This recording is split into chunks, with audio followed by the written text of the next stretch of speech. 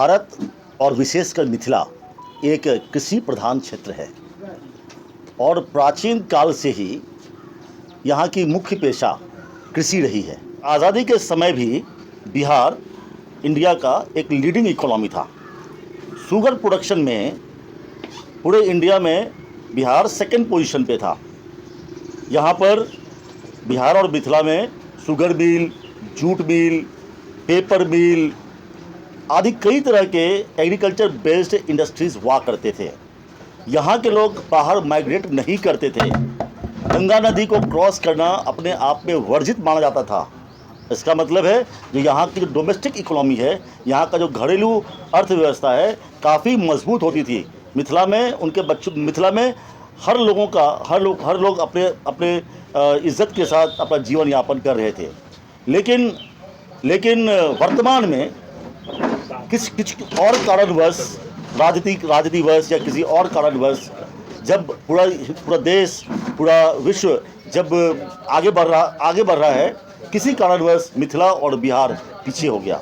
इसका जो मूल कारण है यहाँ का कैश क्रॉप, यहाँ का शुगर इंडस्ट्रीज़ का बंद हो जाना, जूट मिल, पेपर मिल का बंद हो जाना।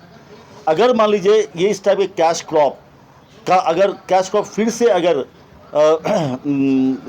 कैश क्रॉप यहाँ के किसान अगर करते हैं और अगर शुगर मिल स्टार्ट हो जाता है और अन्य मिल स्टार्ट हो जाता है तो वापस यहाँ के किसानों का इकोनॉमी अच्छा हो जाएगा। दूसरे जगह देखिए, माइग्रेशन कभी बुरा नहीं होता है। अगर आप हायर सैलरीज के लिए और ट्रांसफ़र की वजह से, गवर्नमेंट जॉब की वजह से अगर आप बाहर जाते हैं तो दैट इज़ रेस्पेक्टेबल। लेकिन आप 5,000, 10,000, 15,000 की नौकरी के लिए आप बाहर जाते हैं, दैट इज़ नॉट गुड। इसका मतलब दैट इज़ नॉट गुड।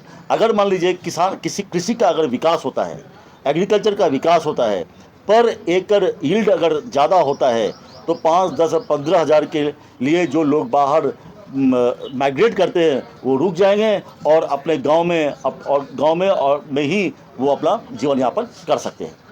हम लोगों ने यहाँ पे school of agriculture, Shri Mahavir Thakur school of agriculture आरंभ किया है। इसका मूल उद्देश्य to develop more and more agropreneur, कृषि को कैसे हम लोग व्यावसायिक रूप में ला सकते हैं, इसका हम लोगों का हमेशा प्रयास रहा है। इसी कड़ी में आज हम लोग पहला किसान मेला हम लोगों ने आयोजित किया। इस किसान मेले में एग्रीकल्चर इंडस्ट्रीज़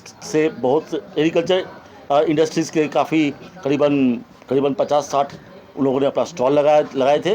एग्रीकल्चर साइंटिस्ट भी आए थे जो अपना अनुभव और मॉडर्न टेक्नोलॉजी कैसे यूज़ कर सकते हैं कृषि में, वो अपने अनुभव का उन्होंने यहाँ के किसानों से साझा किया। यहाँ के किसानों ने बढ़ चढ़ के हिस्सा लिया। पहला किसान मेला हम लोग का बहुत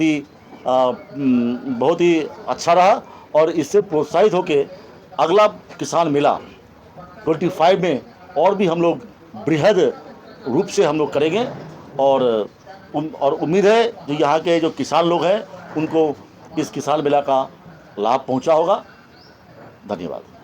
सर, 2 दिन पहले संजय यूनिवर्सिटी ने मेगा जॉब फेयर का आयोजन किया था, वो अपने उद्देश्य में किस हद तक सफल रहा? देखिए, ये बहुत अच्छा प्रश्न कहे हैं। हम लोग पिछले साल 2023 में दरभंगा के मिथिला यूनिवर्सिटी के प्रांगण में मुंबई की नामचीन संस्था मैथिल समन्वय समिति के सहयोग से हम लोग रोजगार मेला का आयोजन किया था और पिछले साल भी हम लोग को रोजगार मेला में बहुत अच्छा आउटकम मिला। उससे प्रोत्साहित होकर हम लोगों ने इस बार अपनी यूनिवर्सिटी कैंपस में रोजगार मेला का आयोजन किया।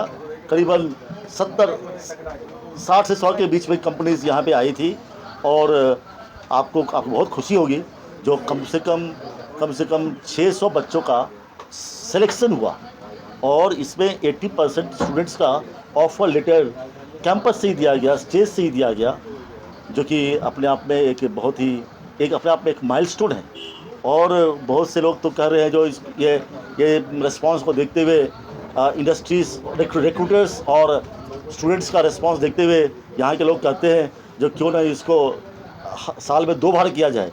लेकिन फ़िलहाल हम लोग एनुअल इवेंट कर रहे हैं और अगले साल भी 2025 में भी हम लोग इसी जोश खरोश के साथ में रोजगार मेला का आयोजन करेंगे।